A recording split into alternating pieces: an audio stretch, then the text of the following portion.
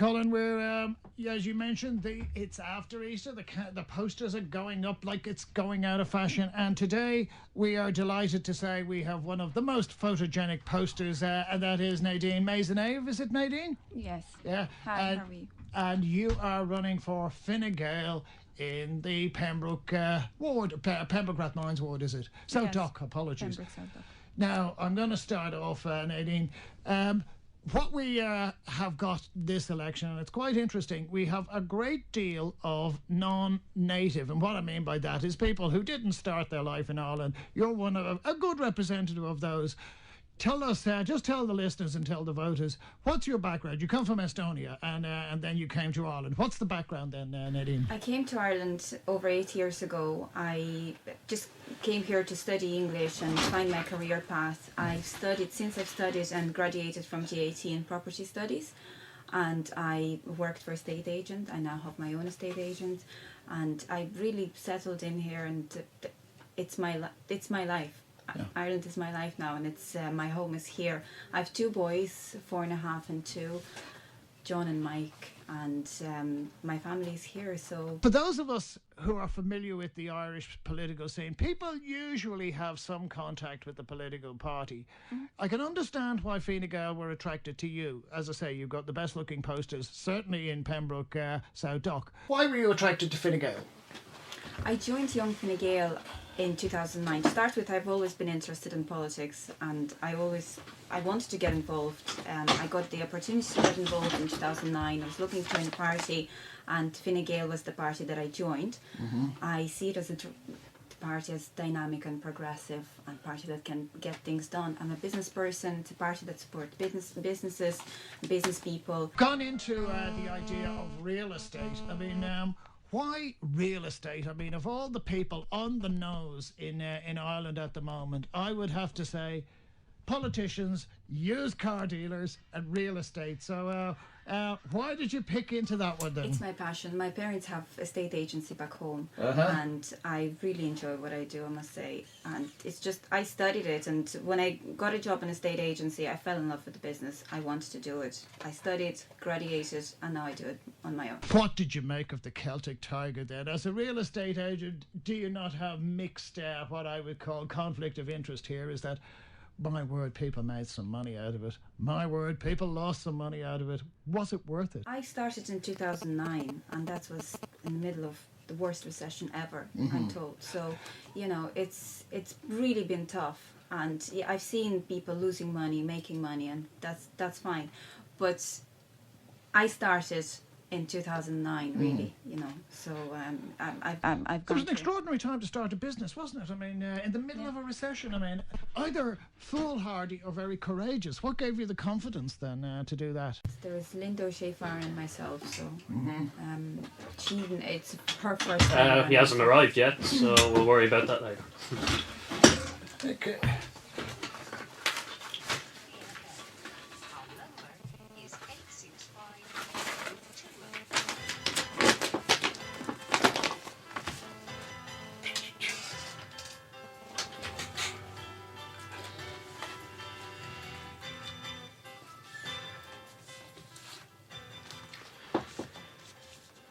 Good morning on another Wednesday edition of Council Matters, the most comprehensive local issues show on Dublin radio, and the glossy posters are up, and as the election grows ever nearer, we're only about 4 weeks I think away now to the big date, and stay tuned later for an interesting announcement on more extended shows but with a different format on Council Matters, which I think you'll want to tune into in the weeks ahead. But in studio now we turn our attentions to Fine Gael and candidate in the Pembroke South Dock area with a lot to say, and no doubt Michael Fitz has a lot to say too, so over to you, Mike. And yes, thank you, Colin. We're, as you mentioned, it's after Easter. The posters are going up like it's going out of fashion. And today we are delighted to say we have one of the most photogenic posters, and that is Nadine Meisonnave. Is it Nadine? Yes. Yeah. Hi, and you are running for Fine Gael in the Pembroke ward, Pembroke Rathmines ward, is it? South Dock, apologies. Pembroke, South Dock. Now, I'm going to start off, Nadine. what we have got this election, and it's quite interesting, we have a great deal of non-native, and what I mean by that is people who didn't start their life in Ireland. You're one of a good representative of those. Tell us, just tell the listeners and tell the voters, what's your background? You come from Estonia, and then you came to Ireland. What's the background then, Nadine? I came to Ireland over 8 years ago. I just came here to study English and find my career path. I've studied and graduated from GAT in property studies, and I worked for a estate agent. I now have my own estate agent, and I really settled in here, and it's my life. Yeah. Ireland is my life now, and it's my home is here. I have 2 boys, 4.5 and 2, John and Mike, and my family's here, so yeah. Tell me then, Nadine, I mean, we say in this world that politics is basically showbiz for ugly people. What are you doing here then? Yeah.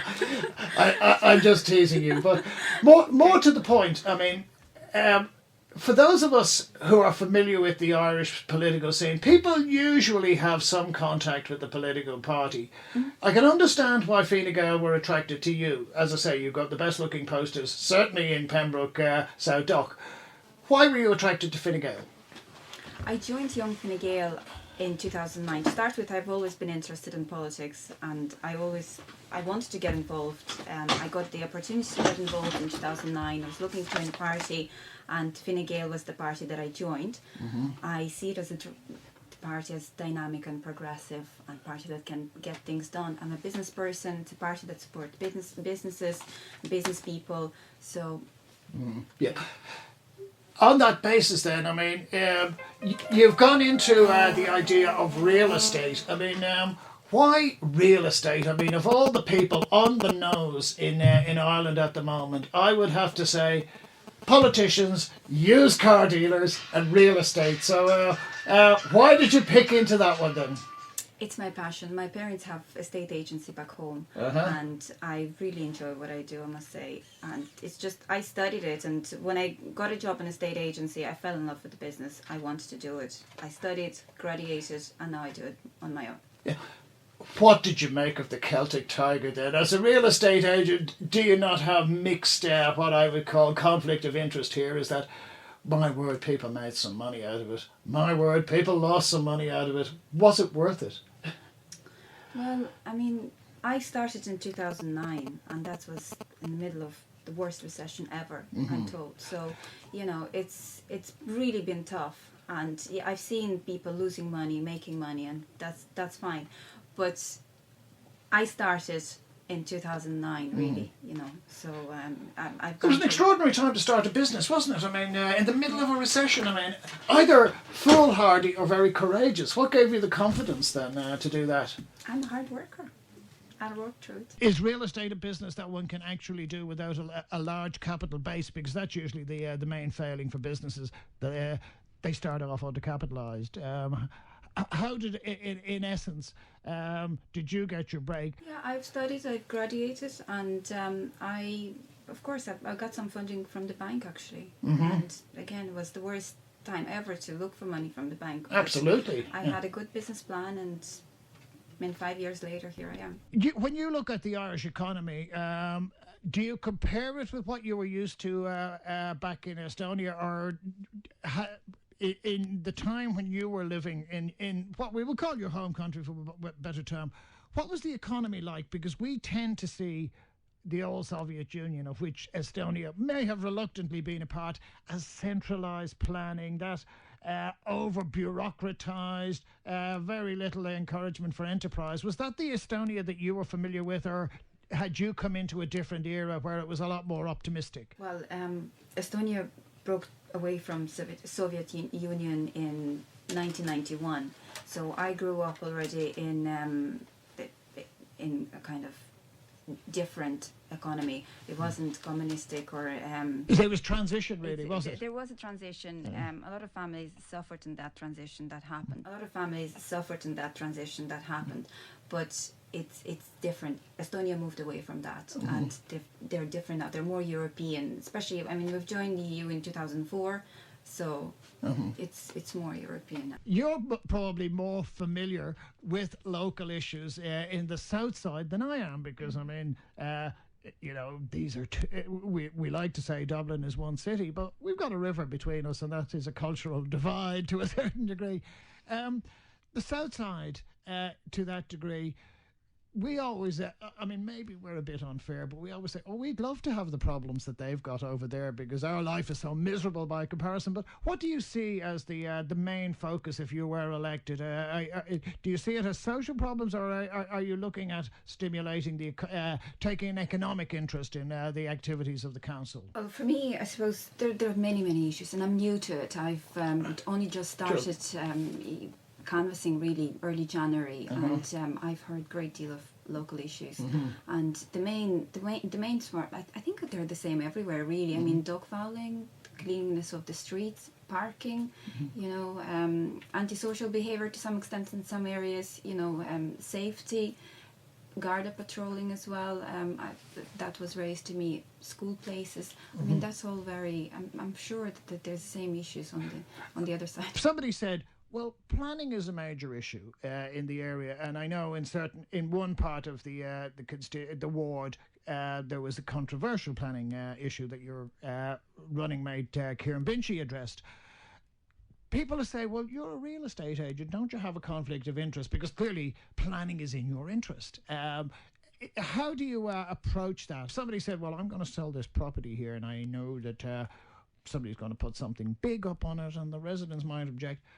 As a councillor, how do you approach that issue? You have to, I'm going into this for the right reasons, I suppose, I'll absolutely, there cannot be any conflict of interest for me, and I wouldn't favour one decision over the other, for some personal reasons or some connections. So, no, if that's what you mean. Yeah, well, hopefully we can get around that by having transparency standards. Exactly. Yeah. When you, if you have a look at the area, and as I say, you're more familiar with it than I would be. When I look at it, it goes from, ironically, a place I've always thought was a bit strange called Irish Town. It is in Ireland, right up to Pembroke, Portobello. Some of it is what we would call very working class area. Others of it is very, very wealthy. I mean, how does one approach that?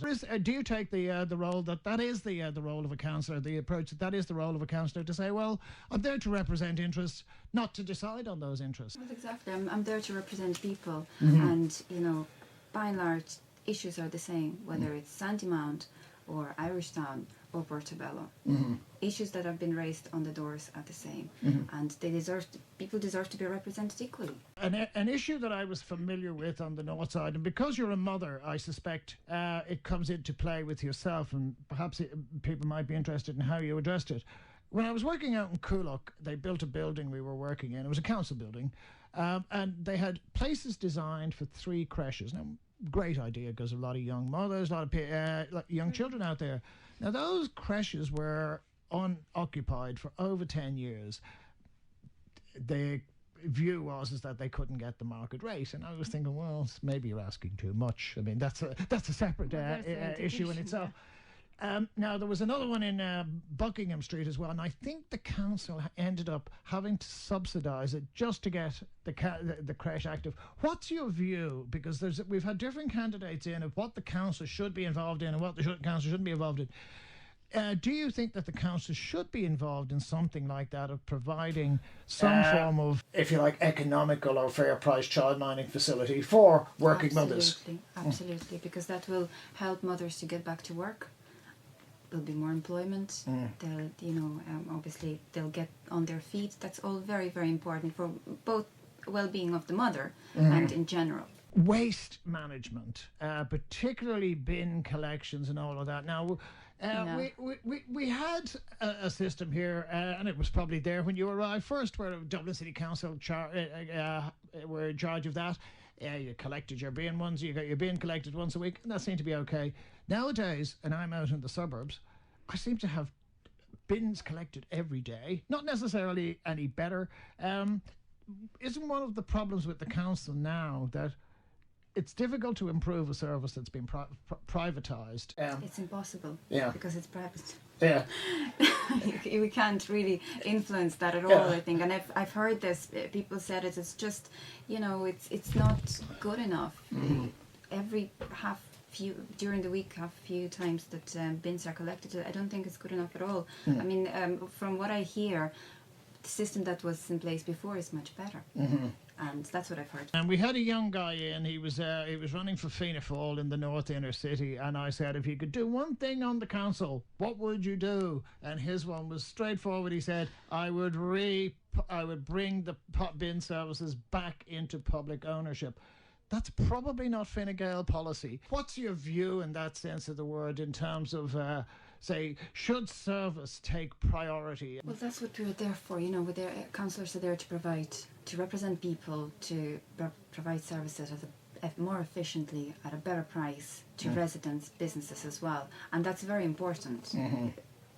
Bin collections is part of it. So if it's not really working out and residents aren't happy, well, then maybe we should look at it. The other bit as well that you mentioned, and again, it's quite an interesting one, which was Gardaí. Now, at the moment, Dublin doesn't have a lot of control over particularly its police force.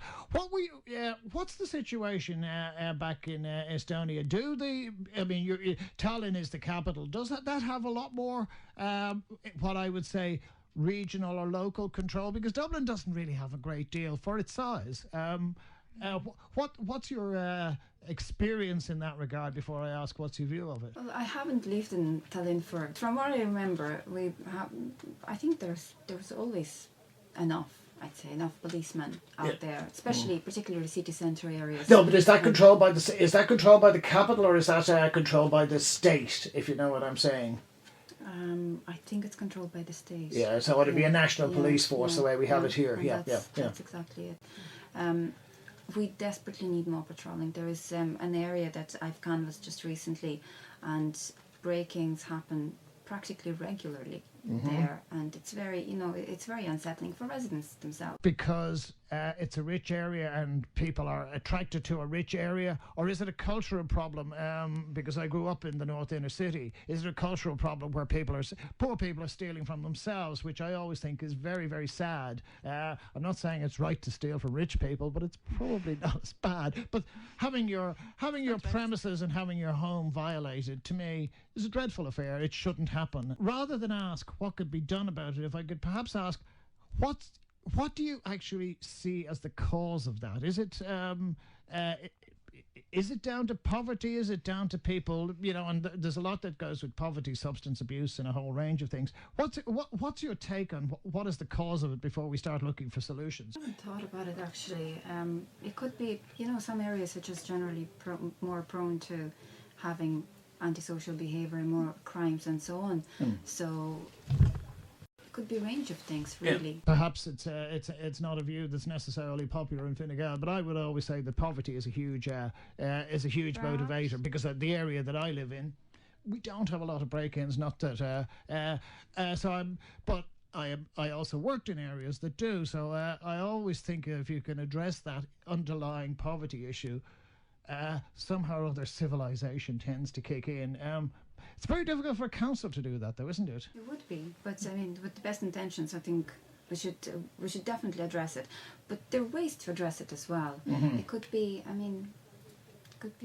hundreds of ways. Another issue that you were raising, and I thought this was quite interesting, particularly down in the Rings End, Irish Town area. These are areas that have got are a bit prone to flooding. While we're still waiting for flood defences, sandbags were put out. Now, the council brought out the sandbags, but you were suggesting they were a bit slow to remove them. Very slow, and very disappointing as well. And we were knocking on doors with my team, and there's a woman that came out. She had a stroke, and it's not a chance she can lift the bags. She's on her own. So they've just gotten a letter that morning, I think, to say that they were to take care of the sandbags themselves, remove it themselves. That after a couple of months. I don't know how long exactly. So it's very disappointing. It's shocking, really. Why would you expect elderly people to to do that. I think it's a job of Dublin City Council. I really do. But Okay, now it's interesting you should raise that, Nadine, because out where I am on the coast on the north side, I was thinking there is an awful lot of sandbags out there, and I thought they're being a bit slow to remove them, and they've been there since December. So it seems that from what you're saying, we're expected to remove them ourselves. Is that it? Well, have you got the letter from them? No, I haven't, but I'm not. Well, fortunately, I live on a hill. All I can say is that if my house starts to get floods, build an ark. One of the reasons why I was very keen to see yourself this morning, Nadine, is that to see Dublin from a fresh set of eyes. I mean, I've got an old jaundiced set of eyes. Although I've lived half my life away from here, I still see it as a familiar place. When you came to Dublin, I mean, how did you see this? Was it a quaint, slightly old town, or did you see? You came in 2006 or thereabouts, so you say. Yeah. I mean, it must have looked quite different then. This must have looked like a real land of opportunity by comparison to what it perhaps is now. I was blown away when I first came here, because it's very different, completely different. I mean, I was sending my mother emails about double-decker buses, and it's just but you have to remember as well. But you come from a beautiful part of the world yourself. Very beautiful, but still, it's it just was really blown away by that. Just different thing, it's completely different to what it is in Estonia. And I lived in Tallinn before I came here for about a year. So compared to what my experience is, I've always seen Dublin as a bit of a dirty town. People throw things on the streets, things you don't necessarily see elsewhere, like people spitting and people peeing in the streets in the middle of the day. No, I'm not saying but whenever you see it, it still never ceases to shock me. I mean, maybe I'm being a bit critical, but that to me is what Dublin is. It's not doggy. It's not these are nice parts, and it's not a college street. If you like, it's the sweat and the grime of a town in that regard. How do you feel about that? Am I being too critical of my hometown? Well, maybe a little bit too critical, but we definitely need to address the cleanliness of the streets, particularly central area, because it's for tourists as well. I mean, when I came in, I don't really remember thinking that it's a dirty town or something like that. I didn't have those thoughts at the time, but I see it now. It's very. We need to definitely address that. So, do you see that as a council role then in that regard? Absolutely, that would be part of the services, I'm sure. Something that, if I could ask your view on, I mean, we've had a lot of people, particularly from Eastern Europe, and I think they're very, very welcome because they add a great mix. But if you have a look at Dublin City Council, we still seem to be mainly focused on what I would call Western rather than Eastern neighbours. And I'm not going to go into much beyond that. So if you like, we're twinned with Liverpool, we're twinned with Barcelona, we're twinned with San Jose. Would you like to see us open up relations to, particularly the Baltic states, which you would know a great deal more about, and it probably have actually a lot more in common with Ireland than some of these other places that we like to hobnob with? I think so. It would be a good idea. Culturally, or is there business opportunities there as well? I think both, because Estonia is developing as well, and Latvia and Lithuania as well, both Baltic countries. I think so. It's an issue that I've noticed, and I don't know how Fine Gael are playing this up there, and I just wonder if you've got a view on it, and feel free if you don't. The major planning issue, and that your colleague Kieran Binchy, when he was on with us, he was raising, was the issue of around Portobello and the museum. Now, the whole thing has gone through a whole process. How do you feel about that? Do you feel that and I'm not going to ask you whether you're in favour or otherwise of development of the Jewish Museum. How do you feel that process was handled, just from from your point of view of just looking at it as a bureaucratic process? Do you think that the process worked, or that the process was more balanced, less balanced in favour of the residents than perhaps the development? I can only say from what I've heard on doors while I'm canvassing there, and one of the residents said to me that they were not very well informed, let's say, of the actual process. So that's what I can actually say about that. So yeah, but I think it's. Is it an issue on the doorsteps up there? It certainly was about 6 months ago. Yeah. So It still was, but February, I think. Still was an issue. okay. It still is. If you were to say to people now, because we're just about to come out of time, Nadine, one issue that would bring you to vote for Nadine Meisonnave, what would that issue be? What would you like to, when people start thinking in their head, Nadine, would it be, shall we say, better services? Would it be a more transparent council? Would it be Gardaí on the streets? Better planning? How would you like to summarise your campaign into one issue? If that... One issue is not enough. Okay. Well, have to. Thank you. I think what I want to focus on really is to have a cleaner city. I want to have services delivered to residents better, more efficiently, and at cheaper as well. Okay. And I want to represent businesses. I think there's a great deal of issues there that we need to address, and that would be to summarise it. Okay. And the last question here is that this is the real crucial question as to how much you've assimilated. Will you be getting all your friends to give 12 points to Ireland in this year's Eurovision? That's an interesting. Yeah, so I don't we know want if you I'll to be watching, actually. no, but When we is want the you to ring up Eurovision all on? your friends in Tallinn and say, give 12 points. To, I don't know 12 points. who's representing us this year, Colin. I don't can't know. remember some solo female Some singer, fabulous, yes, but we want 12 points, Douze and points, we will in not the return, nil point. we will set up a strategic relationship, and we will give you 12 points. Excellent. So Nadine Meisonnave, we wish you all the very best. Thank you so 23rd much. of May, Pembroke, South Dock. Thank Take you care. so much. Thank you.